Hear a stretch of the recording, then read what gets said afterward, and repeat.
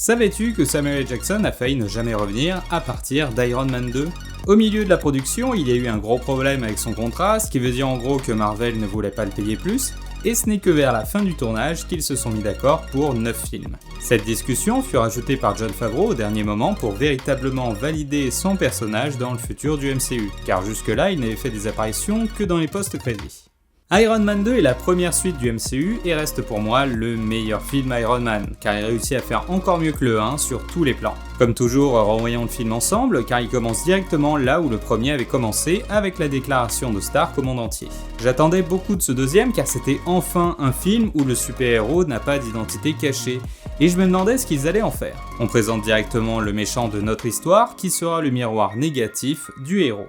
Stark est à son prime en assumant son destin de super-héros protecteur de l'Amérique. Mais de son côté, son ennemi vivra le pire avec le décès de son père. Choisir Mickey Rourke était vraiment une idée super car avec son visage et le lieu où il habite, on comprend tout de suite que la perte de son père est l'élément de trop, qu'il a déjà tellement vécu dans la crasse qu'il n'a plus rien à perdre. D'ailleurs, l'acteur est allé dans une prison en Russie pendant une semaine pour préparer son rôle. Il n'a qu'une envie, faire tomber Stark de son podium. Il ne cherche pas la victoire, pas le pouvoir non plus, mais seulement à faire tomber Stark aux yeux du public. Pour moi, c'est un des meilleurs méchants du MCU, alors que c'est sûrement celui qui a le moins de dialogue. Tout comme Stark, il tape du marteau. Ils auraient pu être amis si les événements de la vie ne leur avaient pas donné des chemins différents. Niveau sonore, ce coup de marteau représente Iron Man, car à chaque titre, il revient. Ce générique nous montre toute la construction d'un nouveau réacteur. Dans le 1, Tony décide de survivre en construisant le cœur, la source d'énergie de son armure. Et pour Ivan, ce sera la source d'énergie de sa vengeance. Lui aussi décide de prendre les choses en main pour sortir du piège dans sa vie en construisant lui aussi un cœur d'énergie créé à la base par son père. Ce cœur sera la base du film et des problèmes de Tony, car à la fois Ivan montre au monde que le cœur d'énergie a été créé par quelqu'un d'autre, mais aussi car le cœur rend toxique son sang et ça le tue à petit feu. C'est aussi l'élément qui sauvera Stark en le réconciliant spirituellement avec son père. Ouais, j'adore ce film, je vais avoir beaucoup de choses à dire dessus. Comme Ivan est le miroir de Tony, il fallait représenter visuellement ce qui les oppose. Tout le générique sera la construction du cœur dans cet appartement sombre empli de solitude. Puis on passe à l'intérieur de l'avion où Tony et son armure préparent son entrée sur du AC/DC. Toujours aussi classe. Nos deux personnages héritent de la même chose, le cœur d'énergie, mais l'utilisent pour créer des inventions différentes. C'est ça qui les sépare, ce sera le cœur du film, si on peut dire, la création d'inventions chacun de leur côté. Sur scène, Tony a un long discours très narcissique, il est trop sûr de lui, il se sent intouchable. Le monde connaît aujourd'hui sa plus longue période de paix ininterrompue uniquement grâce à moi. Tony a évolué dans le 1, il ne se déteste plus, n'est plus ivre-mort H24, mais reste toujours persuadé d'être plus fort que tout le monde. Puis présentation du père, ce sera un autre élément important, le passé de Tony. Élément que perso j'adore, qu'on révèle des inventions de son père à chaque fois, toutes les inventions, tous les trucs qu'il a fait au niveau du shield et tout, à chaque fois, moi j'ai adoré tous ces petits moments là. Mais très vite on nous montre la problématique, la toxicité de son sang, qui servira plus à faire bouger le récit qu'à le mettre vraiment en danger. Élément que je trouve dommage, mais on en reparlera. Devant sa voiture l'attend la plus sexy des US Marshall et si tu reconnais cette actrice, tu dois te souvenir comme moi de cette robe blanche dans House of Cards. Tony se retrouve ainsi devant une commission sénatoriale. Scène que j'adore car Tony n'arrête pas de clasher tout le monde, c'est aussi la première à avoir été tournée. Ils y ont passé 2 jours et dans le making of c'est assez mémorable parce qu'ils passent leur temps à sortir du texte et tout le monde se marre.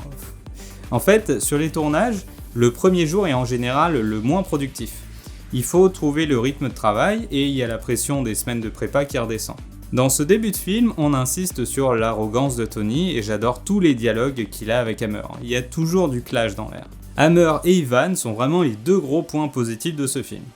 Enfin, je trouve en tout cas, c'est mon avis. Ainsi arrive James Rhodes, interprété par Don Cheadle, qui reprend le rôle après Terrence Howard. Je crois que c'est le changement d'acteur le plus important du MCU. Pour la petite histoire, Terrence Howard avait accepté une grosse baisse de salaire pour le 1, et Marvel voulait encore moins le payer pour le 2. Ce qui est un peu bizarre vu le max de fric qu'ils se sont fait, mais bon...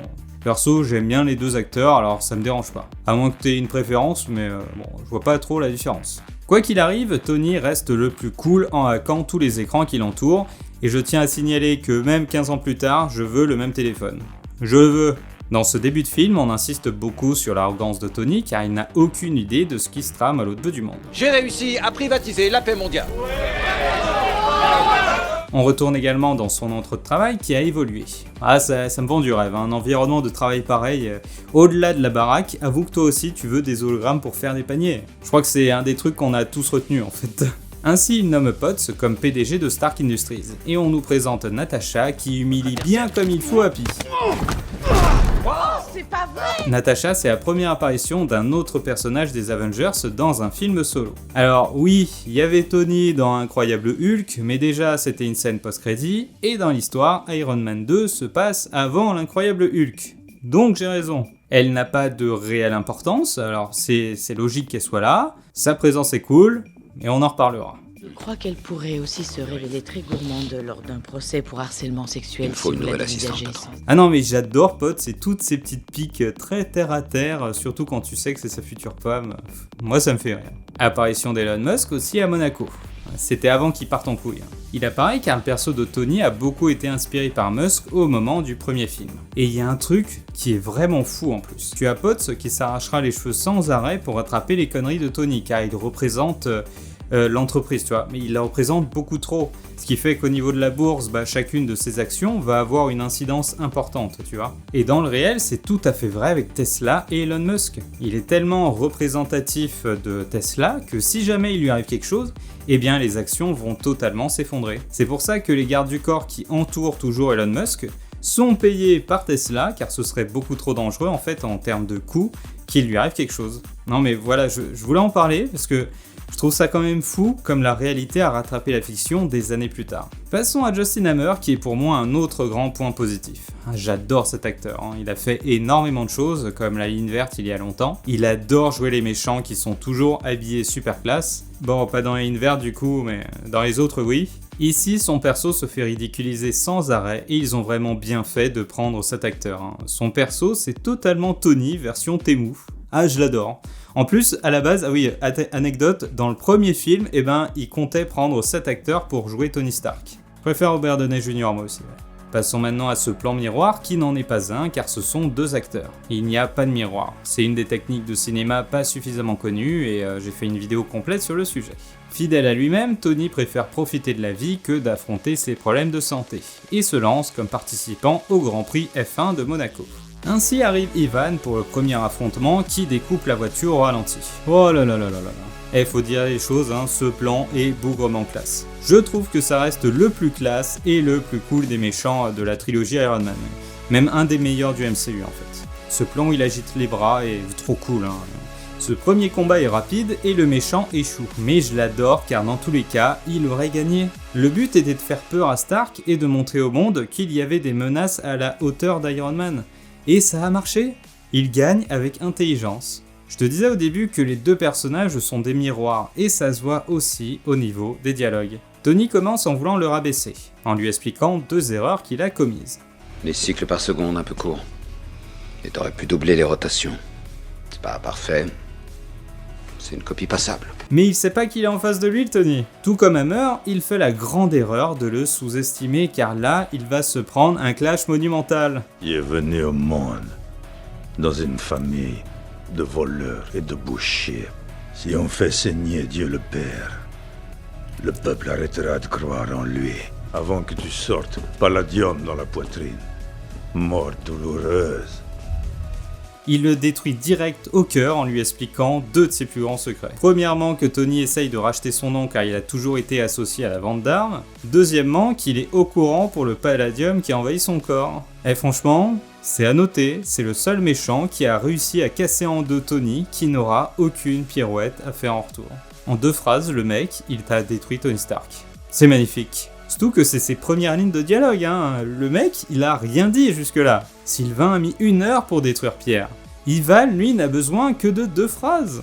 Non mais je te dis, je l'adore, hein. Il parle pas beaucoup, mais tout ce qu'il dit est largement suffisant pour montrer qu'il est le maître absolu de tout le monde. Ah moi j'adore les méchants qui débarquent et qui annoncent direct qu'ils sont niveau 100. Il pourrait aussi se laisser manipuler par Hammer. Mais non, il inverse, tu vois. À chaque fois il est tellement intelligent. La manipulation, on le sous-estime, on le manipule, machin, et à chaque fois lui il est en mode ouais t'inquiète. Non il est trop cool. Je crois même que c'est le méchant le plus intelligent de tout le MCU en fait. Avantage en plus, c'est que tout le monde le sous-estime. Même Tony, qui est un grand observateur, accepte sa pseudo-mort sans se poser de questions. Ça, c'est une nouvelle erreur de sa part. Mais on va dire aussi qu'à ce moment-là, il est concentré sur sa mort prochaine, alors... et ça peut se comprendre. Voi software Gavnoa. Pardon? Logiciel à chier.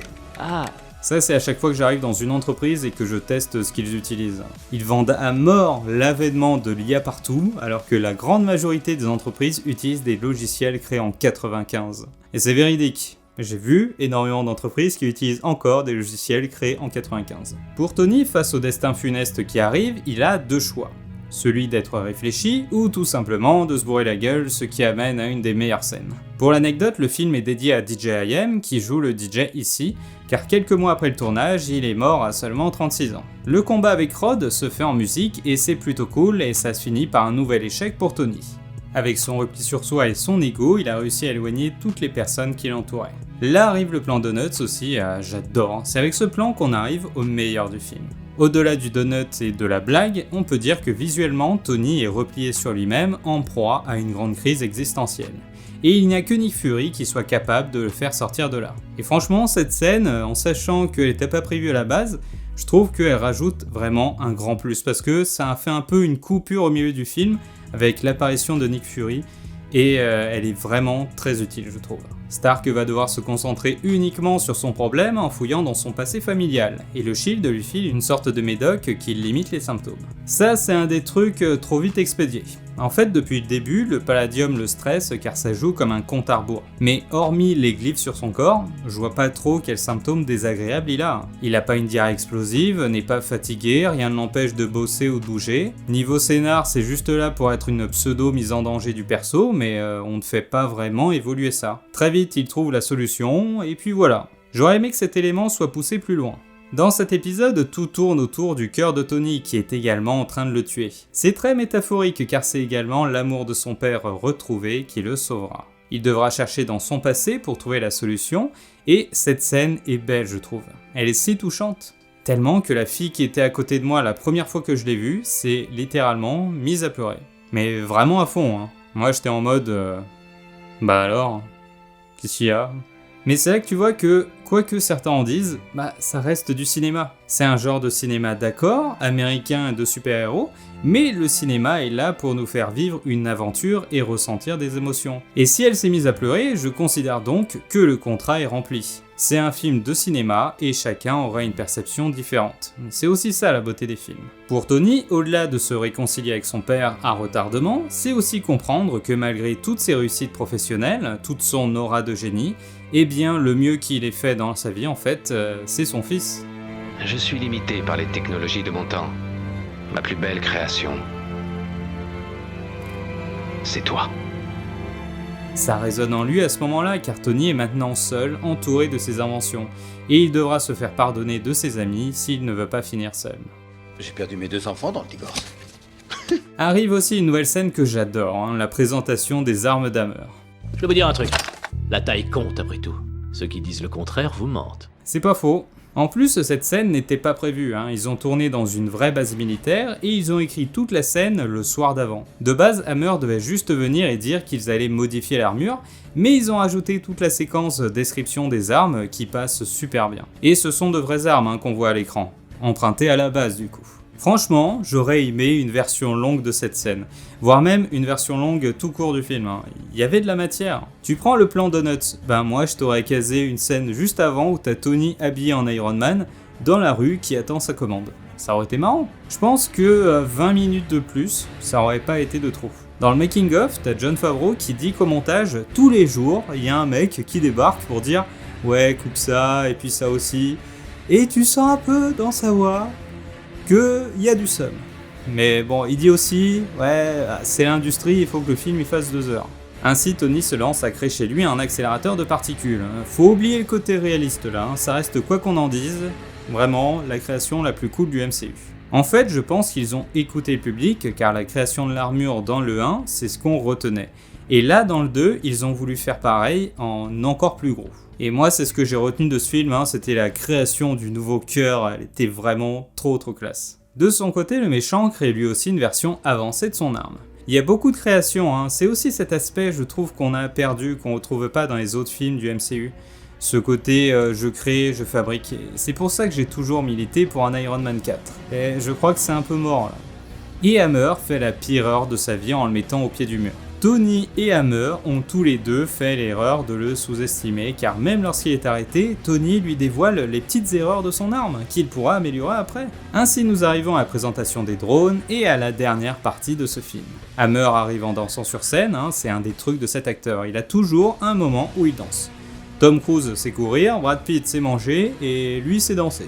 Bref, les drones s'envolent, le combat commence, et bon, j'ai pas grand chose à dire dessus. Oui, c'est cool, on fait exploser plein de bagnoles, mais je trouve que les drones sont trop faibles.